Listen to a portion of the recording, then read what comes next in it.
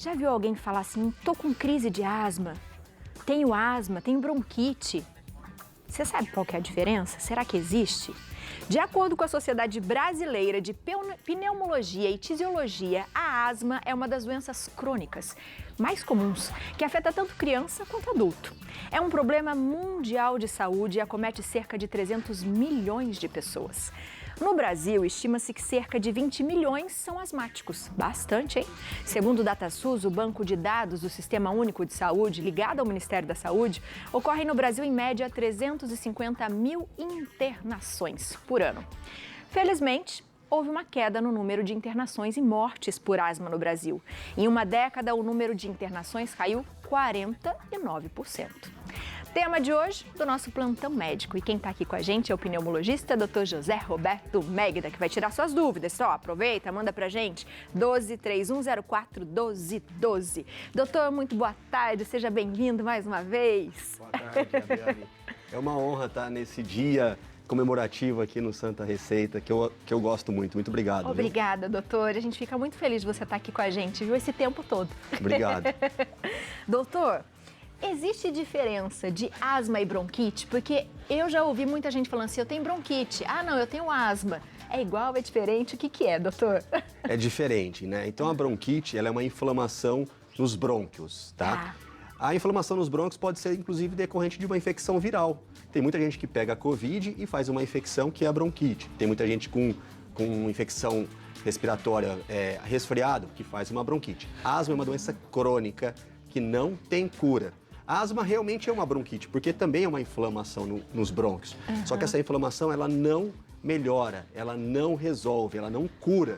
O paciente vai ter a doença para o resto da vida, mesmo que em alguns momentos ele não tenha sintomas. E esse que é o grande problema. Ele acha que não tem sintomas, acha que, entre aspas, curou e para de fazer o segmento. E aí, às vezes, vem crise muito forte. E, doutora, a asma, ela tem relação com a alergia? A principal causa de asma é asma alérgica, né? Então, as pessoas começam geralmente com sintomas na idade lá da infância, que confunde, chama de bronquite. Aí, às vezes, tem outros sintomas como rinite, aquelas inflamações na pele que a gente chama de dermatite. Tem também histórico familiar. Então, a asma alérgica é a principal causa de asma, mas existem outras asmas também, com inflamação de eosinófilo, outras células envolvidas na inflamação. E como é que a gente consegue identificar que a gente está com asma, doutor? Então, geralmente, os sintomas são meio clássicos, assim, né? Uma criança que tem o peito chiando, que tem falta de ar, que quando entra em contato com algumas situações como alteração climática, então essa frente fria que vai vir na sexta pode dar crise de asma, pelo de gato, pelo de cachorro, e aí começa com falta de ar, chiado no peito, tosse. Essa criança, esse adolescente, ele tem uma chance muito grande de ter asma. Nem todo o pulmãozinho que chia é asma, mas na imensa maioria é asma. Doutor, uma vez eu ouvi que quem tem, por exemplo, bronquite, geralmente são pessoas fumantes. E a asma não. É isso mesmo, doutor, ou não? Se fosse pra gente falar grosseiramente, né? É que existe uma bronquite do cigarro, que a gente chama de bronquite crônica, que aí acontece mais na idade mais adulta, acima de 50 anos, que fica tossindo muito tempo, que tem muita secreção. Aí é uma bronquite crônica relacionada ao tabaco. Existe essa bronquite crônica. Tá. O diagnóstico diferencial de asma na idade adulta nem sempre é fácil, porque tem gente que fuma que tem asma, e tem gente que fuma que também tem bronquite. Então, o diagnóstico é um pouco diferente. Mas o tratamento, ele é baseado em tratamentos inalatórios, com bombinhas. Na dúvida se é bronquite do tabaco ou se é asma, aí só um especialista que vai conseguir diferenciar isso do paciente. E quem tem asma, doutor, tem problemas, por exemplo, para fazer exercícios físicos, tem menos resistência? Como que isso funciona? Porque eu já ouvi muita gente falar, eu tenho asma, eu não consigo, sei lá, correr, eu não consigo fazer algumas atividades. Isso é um grande problema, porque a pessoa já se auto-intitula incapaz porque tem asma. Mas quem tem asma, o médico, ele tem que procurar dar uma vida normal para o paciente, porque é isso que eu busco com o tratamento. O paciente que tem asma, ele não pode ter limitação de atividade física, ele não pode parar de fazer educação física porque tem asma. Se eu tratar corretamente, mais de 95% dos casos de asma que eu trato corretamente, ele vai ter uma vida normal. Nós temos grandes campeões, inclusive o Cielo, né? O Xuxa, ele eram pacientes asmáticos que entraram na natação com o intuito de melhorar a asma e se tornaram grandes campeões. Então é normal um asmático ter uma vida normal. E é isso que a gente busca no asmático. Boa. E a gente consegue identificar, doutor, por exemplo, a asma depois de um tempo? Por exemplo, nasci de manhã é ótimo. Não interessa o horário que você nasceu. Nasci, né? E aí eu, de repente, tenho rinite alérgica, tenho alergias, mas nunca tive crise, vamos supor assim. E aí você cresce, aí na fase adulta você começa a ter crises, desenvolver asma. Isso é possível, doutor? É possível. Não é tão comum, mas a asma de início tardio, que a gente fala dessa asma que começa na idade adulta, pode acontecer. Então, pacientes que têm pai, mãe, irmãos com asma, têm maior chance de ter asma. Se você tem histórico de rinite, de sinusite alérgica, tem mais chance. E aí, por algum motivo, por alteração hormonal, ou contato com cigarro, contato no seu trabalho, que às vezes é um trabalho que tem irritantes, se você fica com sobrepeso, obesidade, você pode começar a desencadear esses sintomas de asma. Então, pode acontecer, sim. Poluição também? Poluição ambiental também contribui, né? Porque toda situação que irrita os brônquios, como poluição, queimada, tempo seco, pode desencadear e pode começar uma crise de asma. O paciente, geralmente, que começa na idade adulta, ele tem uma predisposição. Então, ele não desenvolveu lá na infância, mas na idade adulta ele começou porque ele já era predisposto a ter essa doença. Boa. Tem uma perguntinha do Léo para você, doutor? Tem uma pergunta, doutor. Antigamente, quando eu era criança, eu escutava muito assim, fulano está com asma, é bom ele ir para tal cidade, talvez uma cidade um pouco mais alta, né? Isso é real mesmo? É por causa da altitude ou é por causa da poluição, né? Do excesso de poluição que a gente tem em São Paulo e a menos poluição que a gente tem no interior, por exemplo? Isso existe ainda? Isso procede ainda? Essa é uma boa pergunta, né? Ainda mais a gente que mora numa região muito privilegiada. Tem paciente que fala assim, ó, eu tenho oportunidade de ir para Campos do Jordão, que é uma cidade mais fria, maior altitude e o tempo melhor, ou ir para a praia. Depende muito de paciente por paciente, porque a asma não é uma receita de bolo, igual faz aqui no Santa Receita. Tem paciente que se beneficia muito com o clima litorâneo na praia, e tem paciente que às vezes vai para a praia e tem crises. Assim como tem paciente que se dá muito bem em altas altitudes, em Campos do Jordão, só que tem outros que infelizmente vai para lá e tem crise. Então é muito diferente de paciente por paciente. Assim como tomar gelado. Tem paciente que tem asma, que toma gelado e não acontece nada.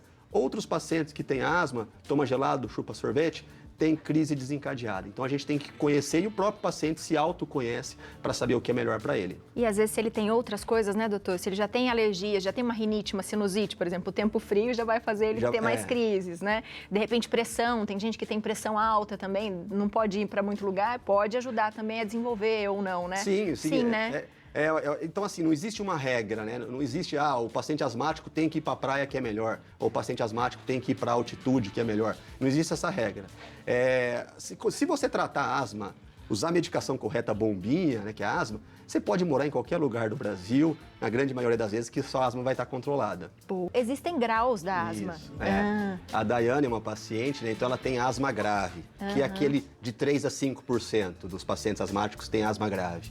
E o que ela fala é muito real. A jornada do paciente asmático grave é uma jornada assim, de muito desafio diagnóstico, uma jornada que sofre bastante. E atualmente a gente tem medicamentos para asma grave, que são medicamentos biológicos, né, injeções, inclusive fornecida pelo SUS. Então é uma briga grande, nós, pneumologistas, com as sociedades de proteção aí, dos pacientes, né? Eu sou, inclusive, um representante da ABRA, que é uma Associação Brasileira dos Asmáticos. A gente conseguiu colocar 2 remédios no SUS para esse tipo de paciente, porque melhora muito a qualidade de vida. E quando a gente fala que asma mata, infelizmente, quem morre são esses pacientes. Ela quase morreu, ainda bem que a gente conseguiu colocar ela no protocolo e hoje ela tem uma qualidade de vida melhor. Doutor, e é isso que eu ia falar, né? Se a gente não vai tratando, doutor, pode chegar até a morte? Pode. Então, assim, a asma, ela é uma inflamação. Se a gente tem uma inflamação na unha do pé, se a gente não trata, pode dar uma complicação. E nos brônquios, essa complicação vai deixando o brônquio mais duro, mais fibrosado. E essa inflamação persistente pode deixar você com insuficiência respiratória, o seu pulmão não trabalha muito bem. E aí vem o Covid, vem outras infecções, pneumonia, faz uma infecção grave e, infelizmente, tem gente que morre de asma no Brasil ainda, o que é inadmissível, né? Os sintomas são clássicos, vamos dizer assim, mas existe algum exame específico para saber, para detectar? Tem um exame que chama espirometria, que é o exame do sopro, que inclusive eu acho que a gente tem algumas... Videozinho. Coloca pra gente aqui. Tem um videozinho aí, que é esse exame aí, sabe? Ah. Ele é um exame que o paciente vai soprar através de um dispositivo E esse sopro, o paciente que tem asma, ele tem uma dificuldade em soltar o ar. Os brônquios são fechados e a gente consegue fazer o diagnóstico. Então ele ajuda muito no diagnóstico e também no tratamento, né? Se o sopro está alterado, eu posso aumentar o tratamento, posso prescrever outras medicações. Então esse é o exame mais importante dentro do universo da asma. E quando a gente fala de tratamento, doutor, no comecinho você ainda falou, o importante é tratar quando não se está com crise. Como que isso funciona? Então, isso que também é um grande problema nosso com o tratamento de asma, né? Porque o tratamento de asma geralmente é com bombinha e os pacientes acham que só vou usar bombinha quando eu estou com crise. Sim. E as bombinhas, né, me permita aqui, são medicamentos que tem muita gente que ainda faz bullying na bombinha, né? A minha avó, minha tia, o meu vizinho falou que bombinha mata, bombinha acelera vicia, o coração. acelera o coração. Parece que bombinha é o mal do século, mas não. A bombinha nada mais é do que um dispositivo que vai jogar o remédio para dentro do seu pulmão. E o mais importante do que você usar a bombinha é usar a bombinha corretamente. Porque geralmente as bombinhas, né, eu tenho que apertar, puxar, nós temos vários modelos de bombinha, né, eu até trouxe aqui algumas bombinhas. Olha aqui, eu vou mostrar a mais comum, né, que é a bombinha de spray. Tá. Então a bombinha de spray, o remédio está aqui dentro. Se eu aperto e não puxo, esse remédio não vai entrar nos meus pulmões, né? Então geralmente eu tenho que soltar o ar, tenho que apertar e jogar essa medicação lá para dentro do pulmão. E tem muita gente que tem essa dificuldade. Então é por isso que existem várias bombinhas para se usar. Porque a bombinha que a Biane usa é diferente da bombinha que a Dona Maria usa. Eu vou ver a facilidade que você tem de usar, se você usa corretamente, se você gosta da bombinha. Porque se você usa errado a bombinha, não é igual um comprimido que eu tomo, cai no meu estômago e faz efeito. Então, usar a bombinha corretamente é fundamental. Doutor, já ouvi a gente falando que usou bombinha e ficou rouco. Isso, então pode acontecer. Então, geralmente as bombinhas de asma, elas têm que ter corticoide inalado. Asma é uma doença inflamatória, corticoide é um anti-inflamatório. Então, após usar a bombinha, isso é uma regra, tá? Você deve fazer uma higiene oral. Lavar a boca, fazer bochecho, gargarejo, escovar o dente, comer alguma coisa em seguida. Porque se eu não faço isso, pode irritar minhas cordas vocais e me deixar rouco. Isso pode acontecer, bem lembrado. Interessante, doutor. Eu não sabia disso. E aí, pra gente fazer esse tratamento antes da crise, pode usar bombinha todo dia? Geralmente, é todos os dias que você usa. E se for preciso, você pode usar bombinha na crise também, entendeu? Então, a grande maioria dos asmáticos, atualmente, essa que é a orientação. Você vai usar o remédio, talvez numa dose mínima possível, todos os dias, e se preciso, você usa a mesma medicação, outra bombinha para tirar da crise. Eu comparo asma com hipertensão. O hipertenso, ele não toma um remédio para hipertensão só quando ele está com a pressão alta. Ele toma todos os dias para evitar que tenha uma crise de hipertensão. A asma é a mesma coisa. Eu uso o remédio todos os dias para evitar que eu tenha uma crise. Interessante. E aqui é o remedinho que coloca, doutor? Então esse daqui também é um outro dispositivo muito usado, esse né? Aí eu já usei. Que é esse daqui, que ele é uma cápsula, né? Que tem um remédio aqui dentro, ó. Então, esse remédio aqui, geralmente a gente coloca a cápsula aqui dentro e aí é mais ou menos parecido, né? Eu vou furar, eu vou puxar bem forte e vou prender o ar, ó. Então, eu vou fazer, eu solto um pouquinho o ar antes.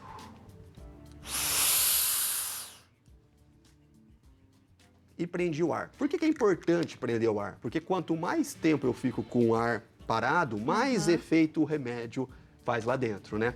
Existem outros dispositivos, esse é um pouco mais tecnológico, né? Que ele solta tipo uma névoa também, ó. Então esse é um pouquinho mais tecnológico. Conforme vai ficando mais tecnológico, vai ficando mais caro também. Mas esta névoa aqui, mesma coisa. Eu solto o ar, coloco na boca e vou prender e vou contar até 10. Então todas essas bombinhas são amigas do pulmão, né? Bombinha não mata, não vicia, não engorda. Bombinha, pelo contrário, salva vidas. Que demais. E inalação, doutor? Inalação também. Geralmente, quando a gente prescreve inalação, a gente vai tratar uma crise. Para adultos, acima de 12 anos, principalmente, a gente não faz o tratamento de inalação todos os dias. Então, não é um tratamento de manutenção. Então, vamos supor, a Biane está bem tratadinha da asma dela e, por algum motivo, ela foi para Campos do Jordão e pegou esse frio no final de semana. Teve uma crise. Aí eu posso prescrever remédios de crise na inalação, tá? Então, os remédios na inalação, geralmente a gente usa broncodilatadores que ajudam a aliviar os sintomas, mas não são o tratamento de manutenção. Tá? O tratamento de manutenção geralmente é feito através de dispositivos inalados, as famosas bombinhas. E se a gente sabe que é alérgico, doutor, evitar o que dá alergia, né? Sim, com certeza. Se eu tenho alergia, exemplo, a mofo, ácaro, poeira doméstica, eu tenho que evitar esses ambientes. Nem sempre é fácil, mas eu devo evitar. E fazer exercício, né, doutor? Atividade física, dormir bem, boa alimentação, tudo isso faz parte de todas as doenças. Se a gente pensa em uma doença, dormir bem, atividade física e alimentação saudável faz parte do pacote de tratamento. A gente já sabe, né, doutor? A gente já sabe, mas a gente tem que repetir todo Com dia, certeza. porque senão a gente fala, esqueci isso aqui, fiz errado, pulei essa etapa da vida. Doutor, muito obrigado, seja sempre bem-vindo à nossa casa, viu? Eu que agradeço e um abraço para você e para todo mundo do Instagram que está me seguindo. Um beijo especial para vocês. Aproveita para seguir mais, minha gente. Fala que tá assistindo o doutor aqui no Santa Receita, porque o doutor fala que vocês fazem isso mesmo. Segue mesmo, então aproveita, né, doutor? @JR de Júnior Megda, tudo junto. E o telefone do consultório é o 12-3632-6408. Obrigada, Obrigado doutor. e parabéns mais uma vez. Obrigada, viu? Obrigado. Muito bom, né, Léo? Uma aula.